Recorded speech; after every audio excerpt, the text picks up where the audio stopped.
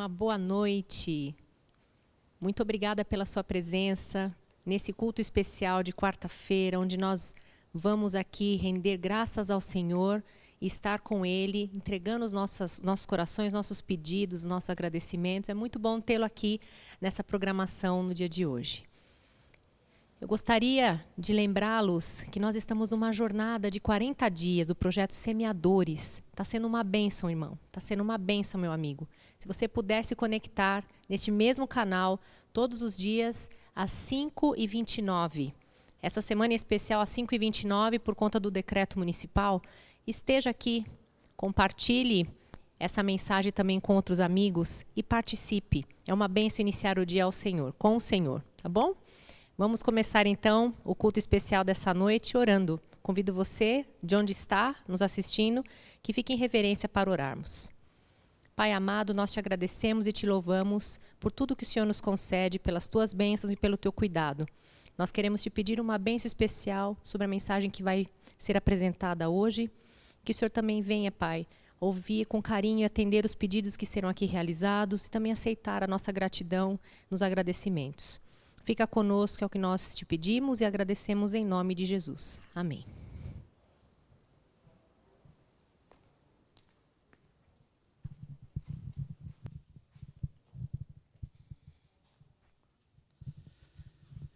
Que possamos buscar pela fonte verdadeira que é Jesus, pois em breve Ele há de voltar e quer que cada um de nós estejamos salvos.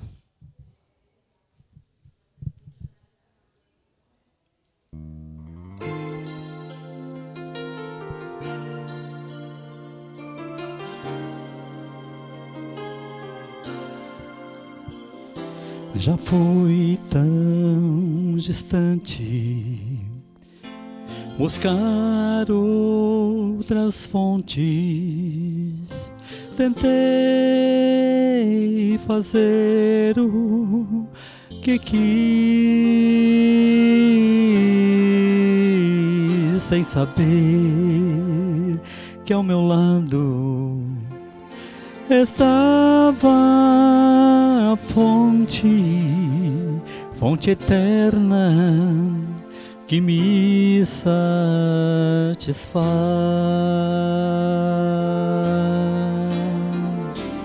Ó Pai querido, abriga teus filhos na rocha eterna de amor. Dá-nos a fonte que vem lá do monte e do pão que é Jesus o Senhor.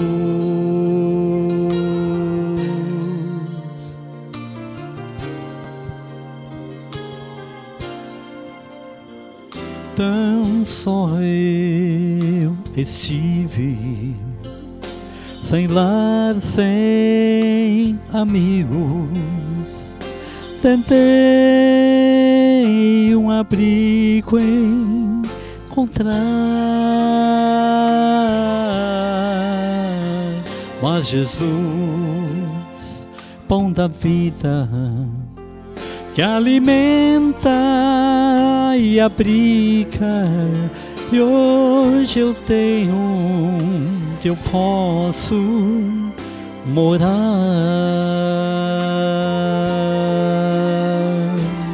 Ó Pai querido, abriga teus filhos na rocha eterna de amor. Dá-nos a fonte que vem lá do monte e do pão que é Jesus o Senhor.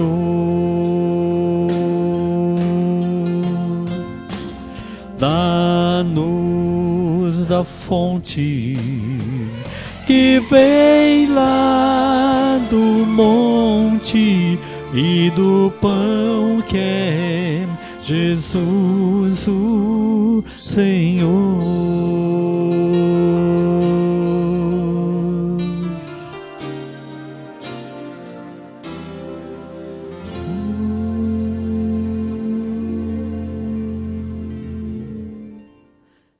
Amém.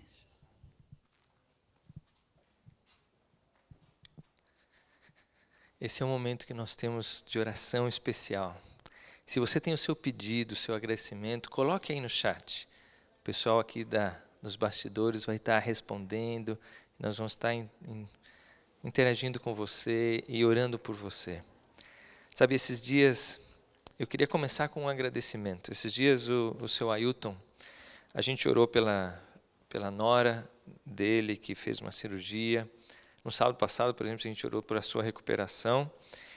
E depois, logo em seguida, ele me mandou uma mensagem me falando: Fernando, você não acredita, tanto meu filho quanto a minha nora já estão trabalhando na igreja. Apesar de ela ter feito a cirurgia, ela está tão bem que ela já está começando a ajudar lá na igreja, passou o dia lá numa cozinha, ajudando, fazendo uma programação especial. Então nós somos gratos a Deus, porque as orações são atendidas. Deus escuta aquilo que a gente fala com Ele, né? E eu queria então citar alguns pedidos aqui, que alguns pedidos que são recorrentes até, e a gente tem orado por eles. Por exemplo, a dona Ana sempre pede pelo seu José Casaroto, que a gente então esteja orando por eles. Ele tem passado uma dificuldade. A mãe da Sueni também, que está internada na Unicamp, que a gente continue orando por ela. E tantos outros pedidos. Então coloque os seus pedidos aí, eles vão ser ouvidos por Deus. Nós vamos também colocar na nossa lista, nós temos um grupo especial de oração, nós criamos, durante esses dias de oração, nós criamos um grupo especial, coordenado pelo Ministério da Mulher. A Isa está nos ajudando em relação a isso, e a gente então ora especialmente por esses pedidos que são colocados aqui no chat. Então eu gostaria de pedir para você, neste momento, vamos nos ajoelhar e conversarmos com o nosso Deus.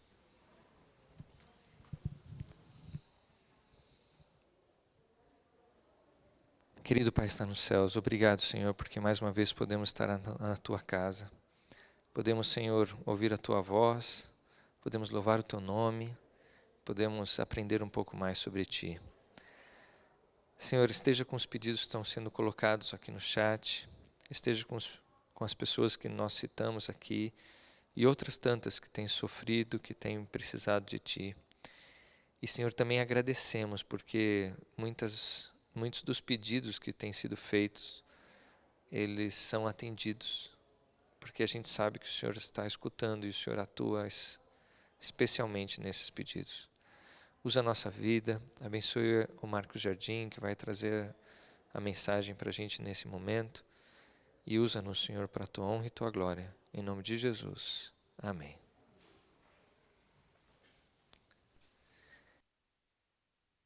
Meu amigo Marcos Jardim, e ele vai trazer a mensagem de hoje. Que Deus te abençoe, Marcos.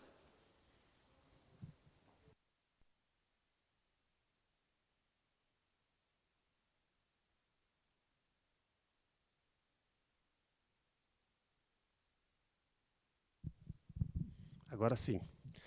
Obrigado, Fernando, pelo convite, à Igreja Central de Valinhos. Estou muito feliz de estar com vocês nesta noite, dividindo ou compartilhando a palavra de Deus.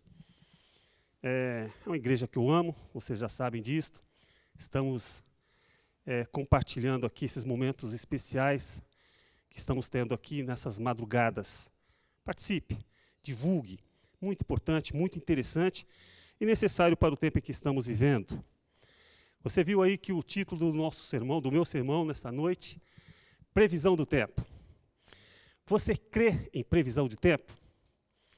Amanhã pela manhã, aqui em Valinhos, nós teremos menos 5 graus.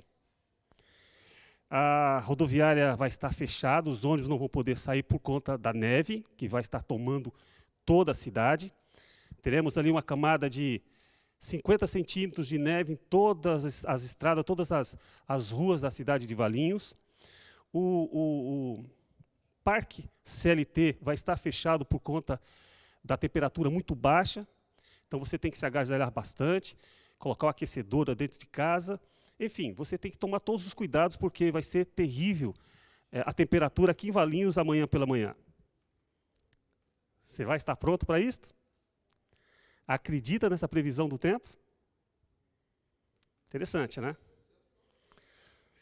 Só se for uma profecia muito forte, porque se nós pegarmos o histórico ou o que está nos jornais, nos telejornais, acredito que você não vai cair nessa. Mas qual que é a previsão do tempo que nós estamos vivendo? Você sabe?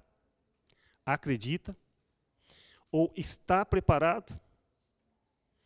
A palavra de Deus, ela tem várias profecias. Eu costumo dizer que a profecia mais importante da Bíblia é o que nós encontramos no livro de Mateus, capítulo 24. Por quê? Porque é uma profecia dada pelo próprio Cristo, pelo próprio Jesus. E é interessante que todas as outras profecias, Jesus inspira os profetas. Ele diz aos profetas o que vai acontecer. Mas em Mateus 24, o próprio Cristo, o próprio Jesus, é que transmite a profecia, é que nos fala o que vai acontecer. E por que é tão importante? Porque se refere ao nosso tempo, ao século 21, ao ano 2021. Essa profecia que nós iremos falar aqui nesta noite, ela vai impactar muito a tua vida. Mateus capítulo 24 eu mencionei, mas eu queria ler essa profecia, não pela ótica de Mateus, mas eu quero falar com vocês essa profecia sobre a ótica de Lucas. E quem é Lucas? É bom a gente ter aqui essa rápida pincelada do autor do livro de Lucas. Lucas era um grego, e que de algum momento em sua vida ele ouve um sermão de Paulo, acredita os historiadores que foi em Troade, e ele ao ouvir Paulo pregando, ele fica impactado com as palavras de Paulo sobre Cristo, sobre Jesus. Ele então aceita Jesus como seu salvador pessoal, e ele assim é batizado. Agora Lucas começa a ter um pouco mais de contato com as pessoas que ouviram Jesus, que viram, que andaram com Jesus. E aí ele tem no seu coração o desejo de fazer esse relato. E é por isso que ele escreve o livro de Lucas. Quer ver? Abre a tua Bíblia aí, e quem estar aqui na igreja nesta noite também pode abrir a Bíblia. Lucas, capítulo 1. Lucas é o autor desse livro. Ele coloca lá em Lucas capítulo 1, verso 1, diz assim: visto que muitos que empreenderam uma narração coordenada dos fatos que entre nós se realizaram, conforme nos transmitiram os que desde o princípio foram deles testemunhas oculares e ministros da palavra. Igualmente a mim, me pareceu bem, depois de acurada investigação de tudo desde a sua origem, dar-te por escrito, ó excelentíssimo Teófilo, uma exposição em ordem, para que tenhas plena certeza das verdades que nos foste instruídos. Ou seja, Lucas tinha um amigo chamado Teófilo, que tudo indica que é um camarada muito importante e rico lá na Grécia, que ele começa agora a relatar o que aconteceu. E ele faz uma pesquisa, ele começa a procurar entender melhor o que aconteceu ali. Ele não esteve presente, não conviveu com Cristo, mas ele ouviu falar de Jesus e escreveu o livro de Lucas, inspirado por Deus. Olha, queridos amigos, a importância de ouvirmos a palavra de Deus. Isso pode fazer uma diferença muito grande na sua vida. E Lucas não escreveu só o livro de Lucas, ele também escreveu o livro de Atos. E talvez isso seja uma novidade para alguns que estão nos assistindo nesta noite. Mas eu quero confirmar isso com você. No livro de Atos, no capítulo 1, olha o que ele escreve. Atos, capítulo 1, verso 1. Escrevi o primeiro livro. Qual foi o primeiro livro? O livro de Lucas. Escrevi o primeiro livro, ó Teófilo, a mesma pessoa, relatando todas as coisas que Jesus começou a fazer e a ensinar. Viu? Exatamente o que eu acabei de mencionar. Que Lucas, ele escreveu o primeiro livro para Teófilo, acabamos de ler isto, tá certo? E agora ele escreve o segundo livro, o livro de Atos. E por que muitas vezes as pessoas pensam que Atos foi escrito por Paulo? Porque há inumeráveis relatos da vida de Paulo. Lucas era um médico, e Deus colocou na vida de Paulo para ajudar Paulo em suas viagens missionárias, pregando a respeito da vinda de Cristo. Agora chegou no ponto que eu queria. Agora Lucas, relatando a profecia que o próprio Cristo havia feito, ele fala a respeito do tempo do fim. Ele dá uma previsão do tempo. Jesus ele dá uma previsão do tempo para nós que estamos vivendo nesses dias. Agora sim, nós vamos para o livro de Lucas novamente, no capítulo 21. Lucas, capítulo 21.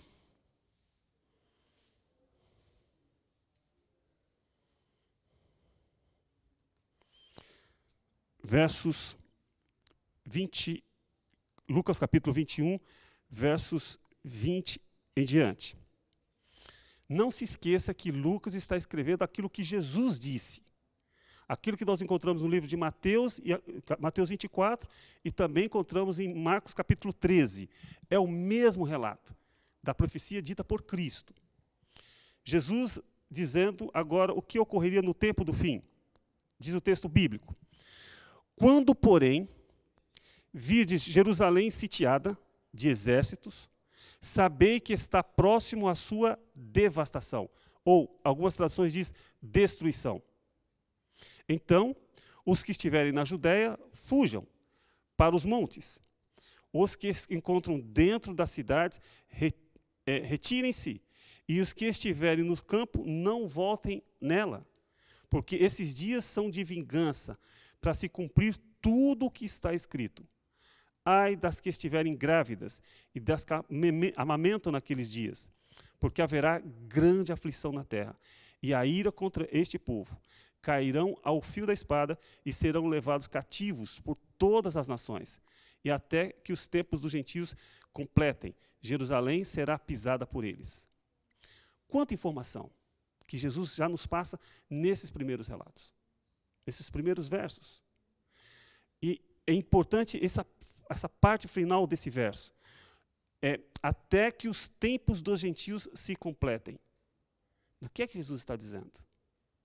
Veja, Jesus ele dá um relato do que vai acontecer no tempo do fim. E ele menciona algo que estava para acontecer bem próximo deles, que era o quê? A cidade de Jerusalém ser sitiada. Esse era o sinal. Mas o que aconteceria antes da cidade ser sitiada, de Jerusalém ser sitiada? Eles tinham que ver que a cidade seria em volta, o exército tomaria conta em volta da cidade. Já era um sinal.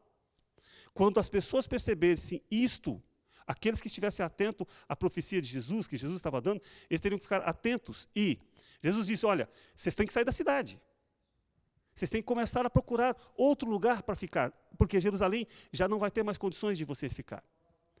E as pessoas que ficaram atentas à voz de Cristo, às palavras de Cristo, quando chegou o ano 70, mais especificamente 8 de setembro de 70, depois de Cristo, quando o general Tito se aproxima de Jerusalém e ele sitia com seus soldados romanos, e aí as pessoas que estavam atentas, as pessoas que tinham ouvido a palavra, estavam lendo a palavra de Cristo, ele falou, opa, é o sinal.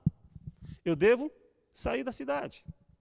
As pessoas que estavam no campo, que tinha muita gente que trabalhava fora da cidade, as pessoas que estavam no campo, ao olhar para Jerusalém, sitiada com soldados em volta da cidade, eles falaram, opa, nem vamos entrar mais.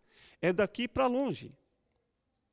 E essas pessoas que estavam atentas a tudo isso, elas começaram a perceber que as palavras de Cristo estavam se materializando diante dos seus olhos.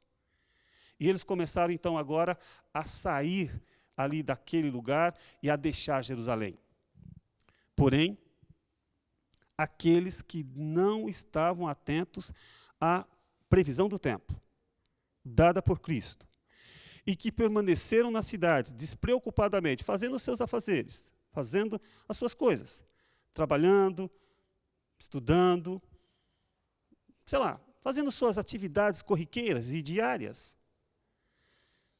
Tito, o general romano, ele invade Jerusalém e destrói toda a cidade. Mais especificamente, o foco de Tito era o templo de Jerusalém, construído por Salomão no ano 470 anos antes de Cristo.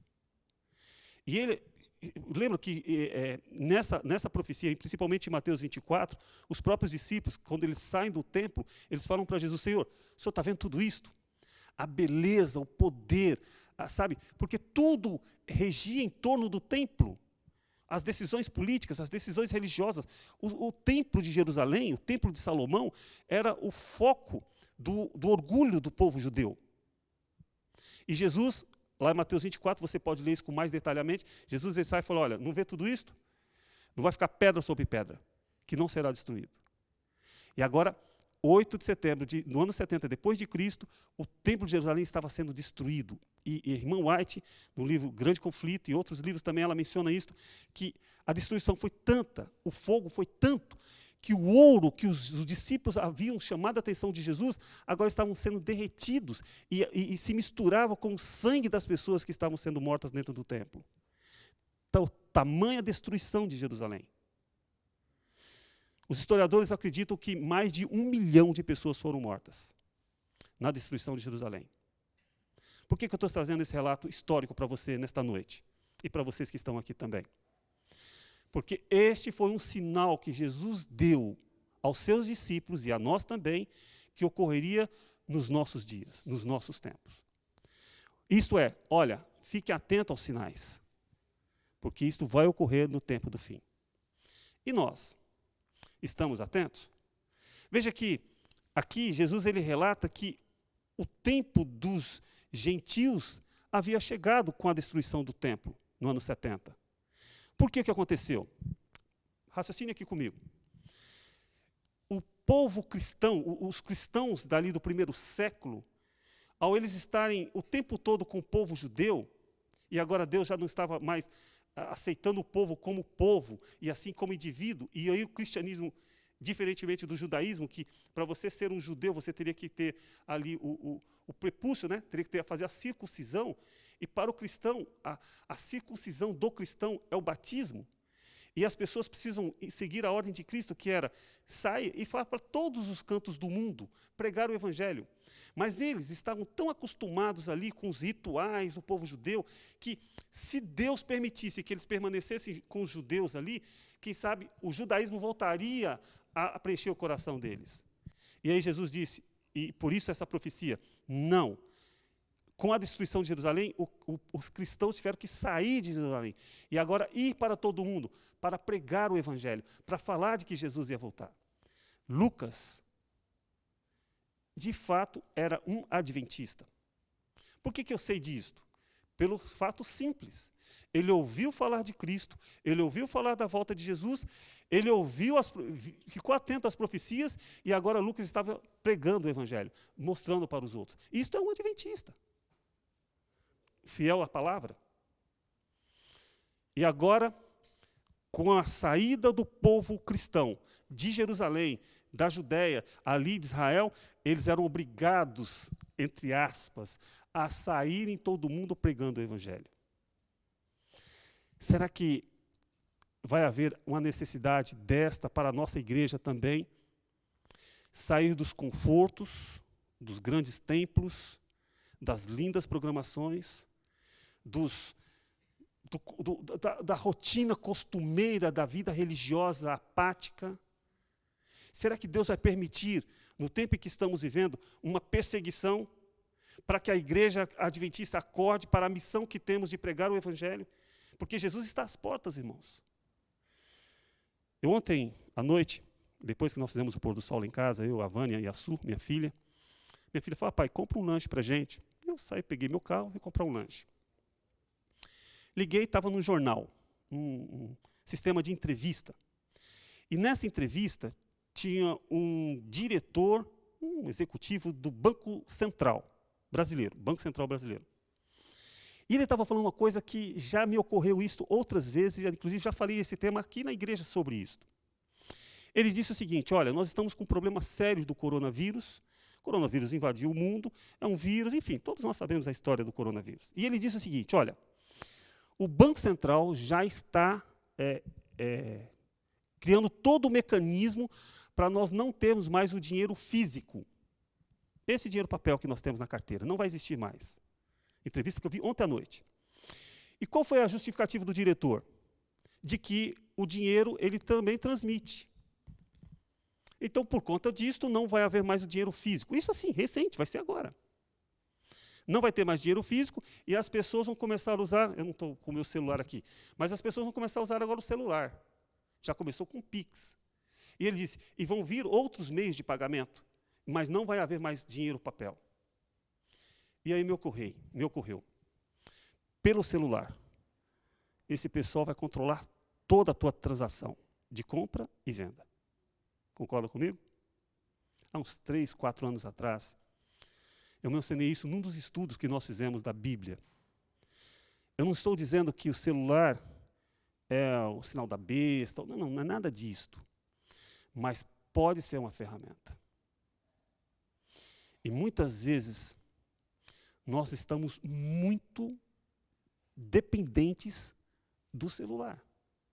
Eu não estou dizendo que o celular não é útil, claro que é útil. Ele é muito importante. Talvez você esteja assistindo essa noite através de um celular. Mas nós devemos tomar muito cuidado com o uso excessivo do celular. E muitas vezes nós utilizamos o celular para coisas que não têm tanta importância e deixamos o mais importante. Deixamos a previsão do tempo passar, desapercebido. E a nevasca vai vir e vai pegar muitos de surpresa. Por isso nós devemos voltar à palavra de Deus. E um dos sinais é que Deus diz, olha, assim como aconteceu em Jerusalém, que os romanos sitiaram e pegaram muita gente de surpresa, pode ocorrer do tempo do fim. Agora, você pode dizer para mim, Marcos, mas e hoje? Quais são os sinais? Lá em Jerusalém, teve o sinal lá da cidade ser sitiada. E nos nossos dias, quais são os sinais que eu preciso estar atento, sabendo que Jesus já está às portas? Vem o verso seguinte, verso 25. Olha o que diz lá. Jesus falando. É Jesus, não um profeta, não um pastor de igreja, não é um ancião, não é nenhum lunático que apareceu. É o próprio Cristo, dizendo a respeito da sua vinda. Ele diz lá, verso 25, de Lucas capítulo 21. Se você ainda não teve a oportunidade de abrir a palavra, abra. Sugiro que você abra a palavra de Deus. Leia na tua Bíblia. Lucas 21, verso 25. Diz lá, haverá sinais no sol, na lua e nas estrelas sobre a terra. Isso já aconteceu? O que vocês acham? Já aconteceu. Esses sinais que Jesus disse que haveria no sol, na lua e nas estrelas, elas já ocorreram. Agora olha aqui, angústia entre as nações, em perplexidade por causa do bramido do mar e das ondas. Haverá homens que desmaiarão de terror pela expectativa das coisas que sobrevirão ao mundo, pois os poderes dos céus serão abalados. E após isto, então se verá o Filho do Homem vindo numa nuvem com poder e grande glória. Ora, ao começarem estas coisas a sucederem, exultai e erguei as vossas cabeças, porque a vossa redenção se aproxima. Alguém pode dizer assim, Max, a volta de Cristo vai demorar muito. Não, não vai demorar muito. Ouça a previsão do tempo. Não vai demorar. Jesus está às portas. Você crendo ou não, você se preparando ou não, Jesus está às portas. Mas muito mais próximo do que você imagina. E aqui ele diz, olha, haverá sinais no sol, na lua e nas estrelas. Lembra? O sol se escureceu. A lua se tornou em sangue. Quando que isso ocorreu, Marcos? Ocorreu no dia 19 de maio de 1780. Já ocorreu. Quantos anos, Fernando? Mais de 200 anos atrás? Um pouco mais de 200 anos atrás, já ocorreu. Há 200 anos atrás. As estrelas, né? Jesus disse lá, né? Sobre as estrelas, haverá sinais nas estrelas. Houve uma queda das estrelas no dia 13 de novembro de 1833. Guerras, as duas grandes guerras mundiais, o bramido do mar. Olha quantas coisas ocorreram. 1844, que é uma data importante, não só para o adventismo, mas para o cristianismo. O grande desapontamento. Começou o juízo investigativo. O que falta para Jesus voltar, amigo? Vocês que estão aqui na igreja, o que falta para Jesus voltar? Qual o sinal que falta? Eu digo para você, lá em Mateus Jesus fala isto. O evangelho eterno será pregado em todo o mundo e então virá o fim. É isso que Jesus disse. É um adicional que Mateus tem e que Lucas não tem. E este evangelho eterno será pregado em todo o mundo e então virá o fim. Aí eu pergunto para você, que é um adventista, que sabe da missão que temos, de pregar o evangelho a todo mundo. Como vamos fazer isto? Se as igrejas estão fechando, se está tendo restrições, como vai ser isto? De que maneira isso vai ocorrer? Para que Jesus possa voltar. angústia, tribulações, provações, lutas. Infelizmente, eu não quero ser aqui o profeta do caos, mas o que temos que enfrentar não será nada fácil. E por que isso vai ocorrer? Primeiro que Deus vai peneirar o seu povo. Deus vai peneirar o seu povo. Irmão White fala que muitos que estão hoje assentados nas fileiras das igrejas, das nossas igrejas, darão lugar para outros, para que outros venham e tomem o lugar dessas pessoas. Nós estamos passando por uma angústia muito grande, irmãos. Constantes decretos de isolamento, de lockdown e assim por diante. Isso cria uma expectativa muito negativa e muito ruim. Isso cria uma angústia. E a Bíblia fala angústia como nunca houve. E vai aumentar cada vez mais. Isso tem feito muitas pessoas desanimarem, desmaiarem e até mesmo morrer. Não talvez só fisicamente, mas espiritualmente. Quem sabe nesta noite eu estou pregando para alguém que está desanimado com a igreja, está desanimado em buscar a palavra de Deus, está desorientado, é quase que desmaiado espiritualmente. Este é o momento de você se reerguer, confiar nas previsões da palavra de Deus e ver que Deus tem um plano para a sua vida e para a nossa vida e para a nossa igreja. Nós ainda temos condições de fazer algo mais pelo Evangelho, por Cristo. Assim como Lucas, assim como os outros grandes homens do passado. A partir disto, a partir desses sinais, no sol, na lua, nas estrelas, o bramido do mar, das guerras, Jesus estará voltando para nos buscar. E aí, a preocupação que todos nós temos é como que eu vou estar quando Jesus voltar. Terceira e última parte do meu sermão, a partir do verso 29.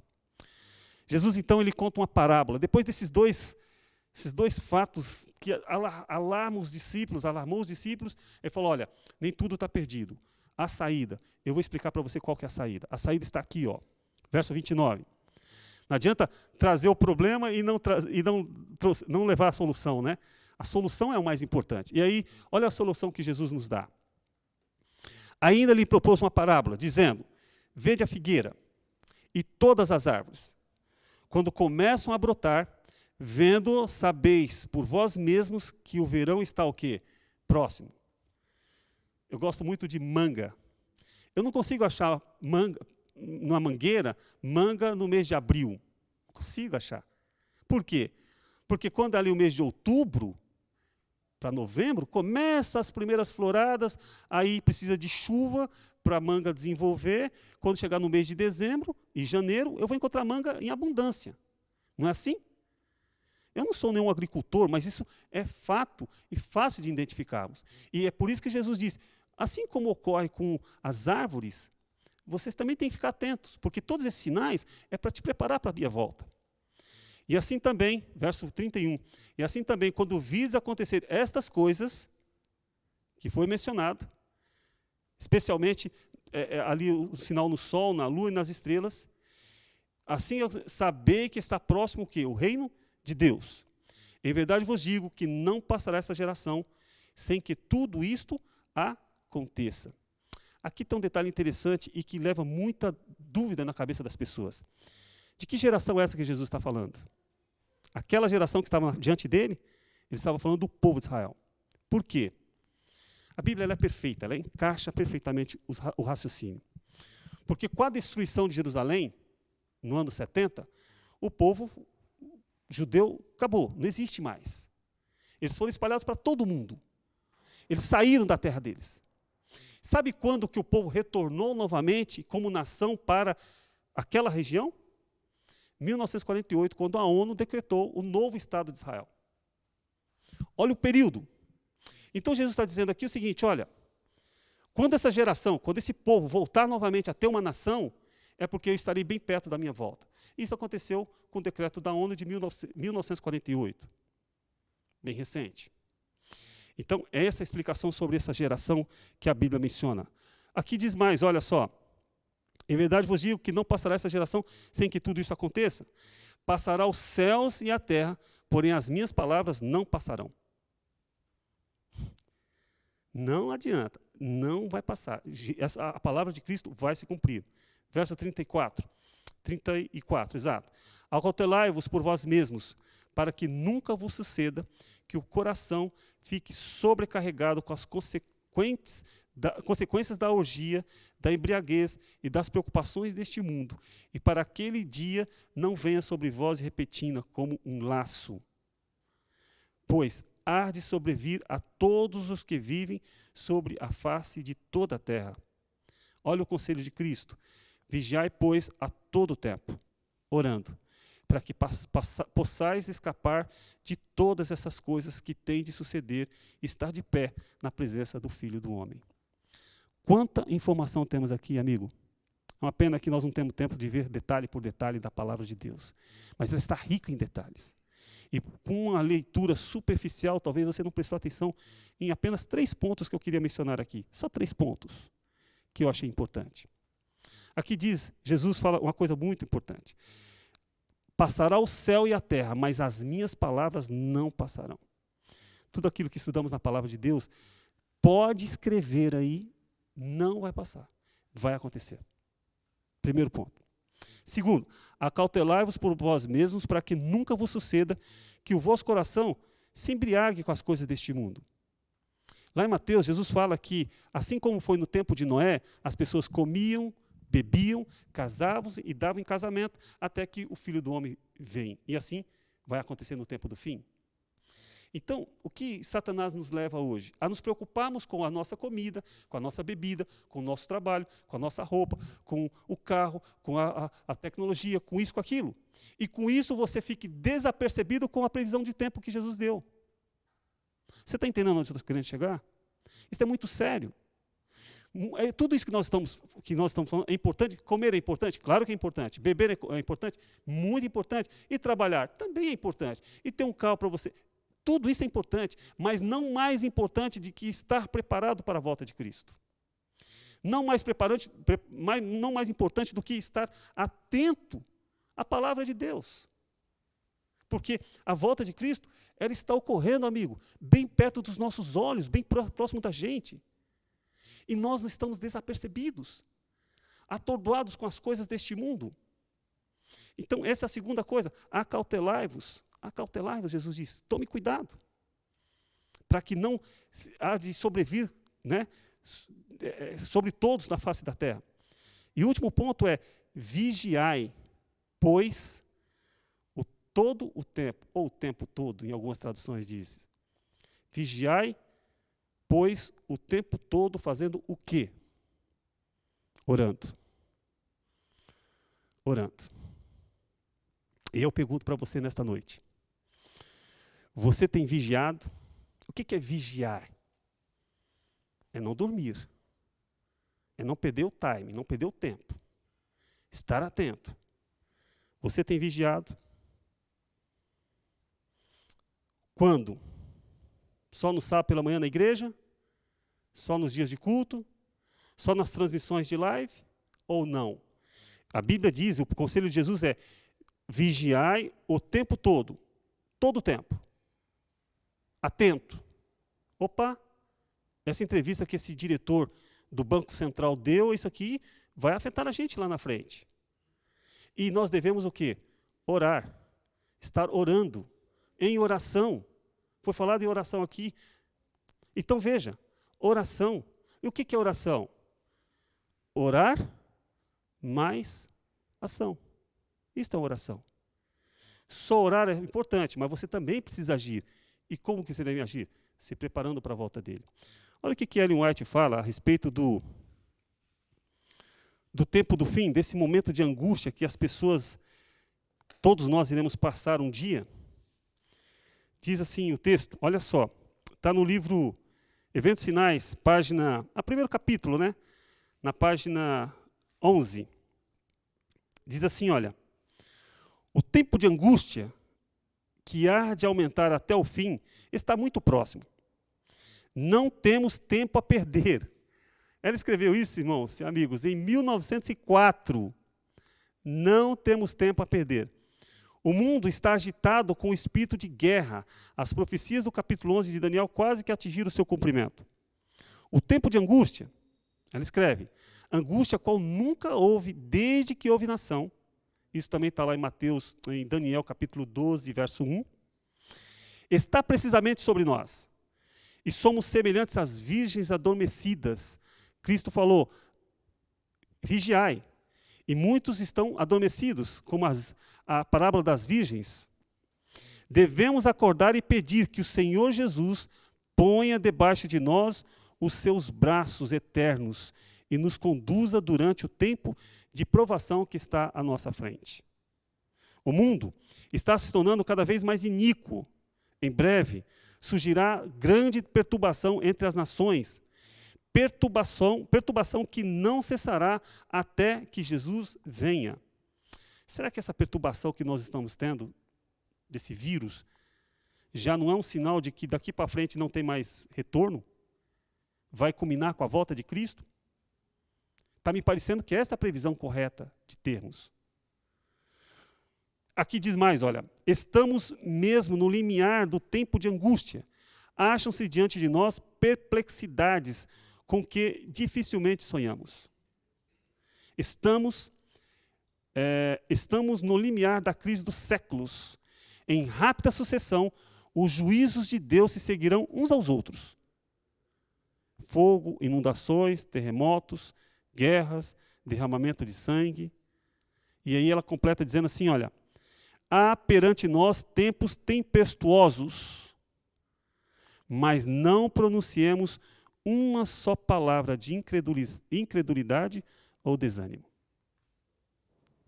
Fantástico, irmãos.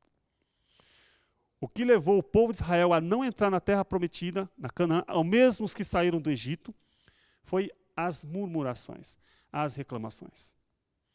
Estamos passando por tempos difíceis, complicado.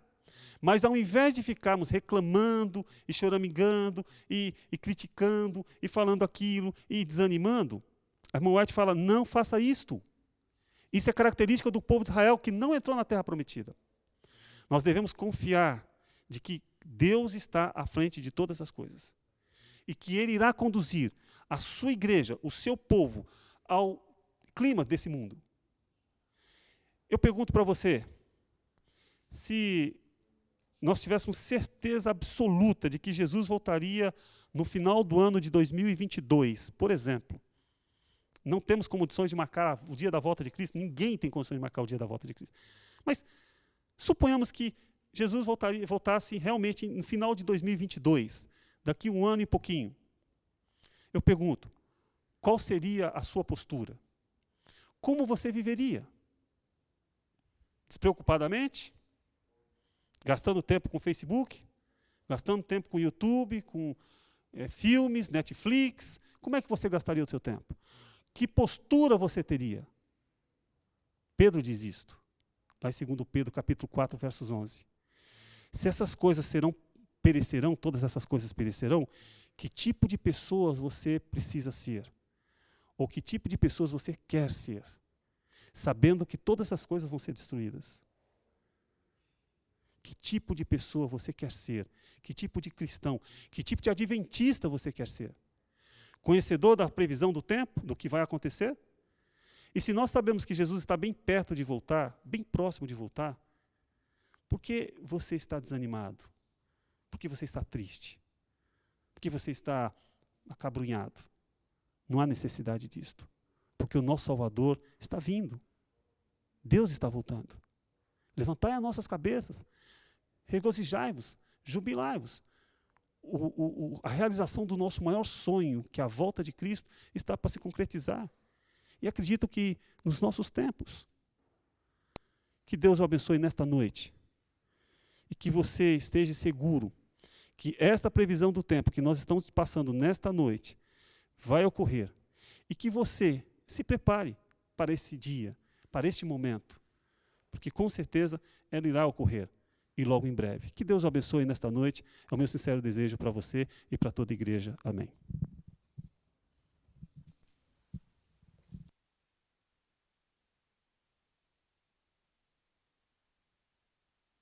Escutando a sua pregação, eu pensei num hino 128, chamado Rei Vem Vindo. E se a gente olhar a primeira estrofe desse hino, a gente vê as coisas que estão acontecendo hoje com essa questão da Covid no nosso mundo, Marcos. O mercado está vazio, o trabalho terminou, não há tráfego nas ruas, o barulho já cessou, os ceifeiros lá no campo já deixaram seu labor, em suspense está a terra, é a volta do Senhor. Esse é o hino que nós vamos cantar nesse momento, número 128.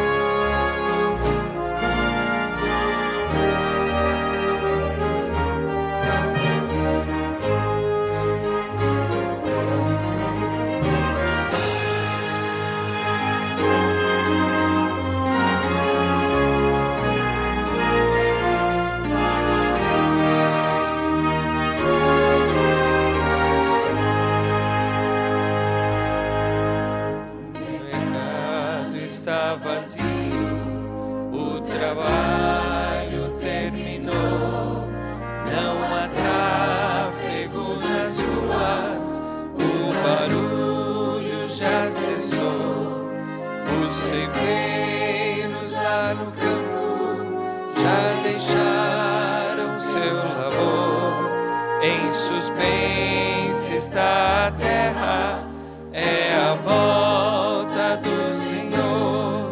O Rei vem vindo, o Rei vem vindo. A trombeta está soando, os remidos a chamar. O Rei vem vindo, o Rei vem vindo, aleluia, Ele vem me buscar.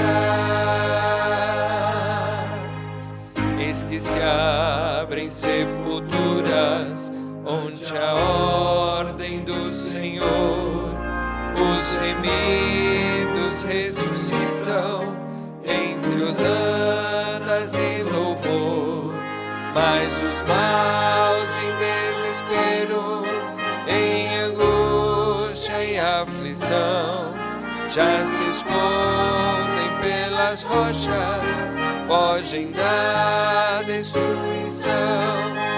O Rei vem vindo, o Rei vem vindo, a trombeta está soando, os remidos a chamar. O Rei vem vindo, o Rei vem vindo, aleluia, Ele vem me buscar. Já os salvos vão subindo ante o coro angelical, todo o céu está se abrindo, há um brilho sem igual, como o som de muitas águas, nos ouvimos ecoar. Aleluias ao Cordeiro, nós já vamos para o lar. O Rei vem vindo, o Rei vem vindo, a trombeta está soando, os remidos a chamar. O Rei vem vindo, o Rei vem vindo, aleluia, Ele vem me buscar.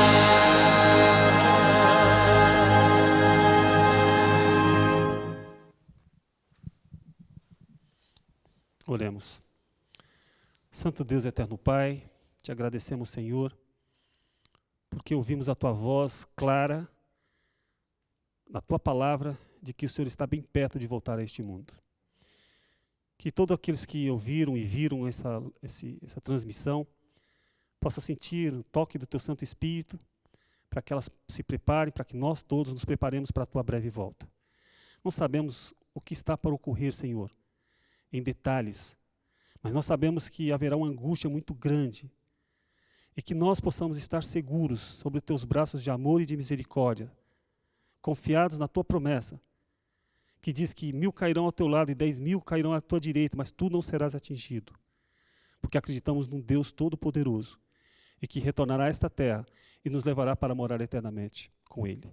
Senhor, por favor, abençoe a todos nós, perdoe todos os nossos pecados, transforme o nosso caráter, é o que te pedimos e rogamos em nome de Jesus. Amém.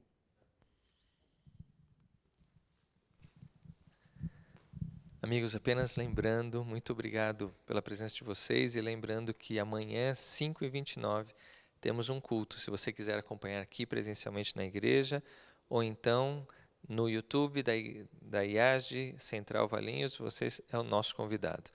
Uma boa semana a todos.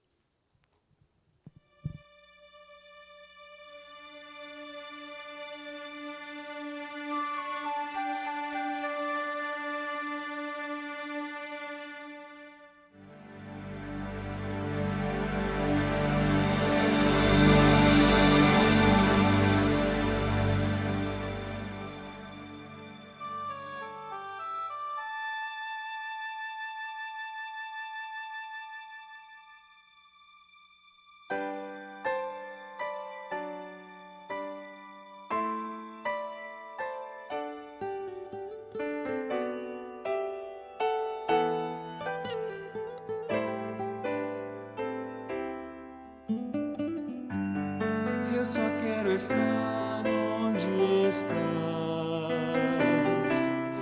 e viver em tua presença, ver a tua face e o adorar.